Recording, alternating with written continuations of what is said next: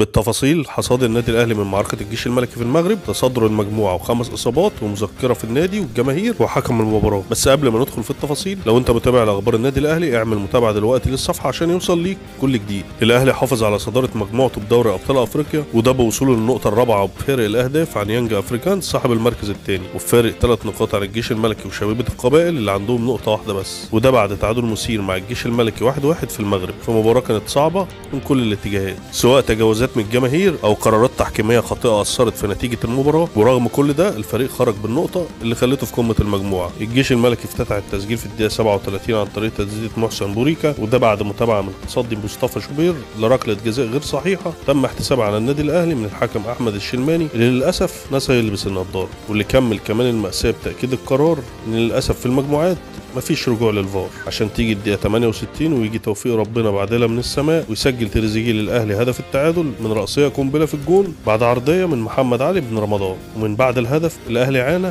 لحد نهايه المباراه، سواء من القاء زجاجات كتير في الملعب بعد هدف تريزيجيه، والقاء سكينه معجون في الملعب اللي كانت ممكن تتسبب في كارثه، وقبل نهايه المباراه القاء اكتر من كره في الملعب قدام احمد سيد زيزو وامام عاشور عشان يشتتوهم من انهاء هجمه كانوا بيقودوها ضد الجيش الملكي، عشان تنتهي المباراه وحامله معاها مشاهد كارثيه كتير اقل ما توصف بيها انها وصمه عار على الكره الافريقيه ومشهد مخزي من جماهير اشقائنا العرب المغاربه. وطبعا بعد انتهاء المعركه والمفروض انها كانت مباراه، كان لازم المشهد مش هينتهي الا ومعاه اصابات، وده اللي صرح بيه دكتور جاب الله طبيب النادي الاهلي، والدكتور اعلن ان اشرف بن شرقي عنده الام في اسفل عضله الفخذ وهيتعمل له فحص قبل ما يروح لمنتخب المغرب، ومحمد شريف عنده كدمه في الجانب الجانبي عظمه الحوض وحالته مطمئنه. اما تريزيجيه فعنده اصابه طفيفه في الراس واللي تم التعامل معها اثناء المباراه، وياسين مرعي عنده كدمات متعدده منها كدمه في مشط القدم مع تورم. اما ياسر ابراهيم فعنده اصابه في العين لكن بسيطه. لكن في النهايه طبعا الاهلي ما سكتش، والاداره بتحضر للرد لكل اللي حصل في المباراه. مسؤول الاهلي شغالين على تقديم مذكرات رسميه للكاف، سواء من الاعتداءات اللي حصلت من الجماهير من رمي زجاجات على اللاعبين والاداء الحاده ورمي الكرات اثناء سير المباراه، او الاخطاء التحكيميه الجسيمه خاصه ركله الجزاء الغير صحيحه، وكمان دخول اللاعبين منطقه الجزاء قبل تنفيذ الركله. الاهلي بيجهز فيديوهات كامله لاثبات كل الوقائع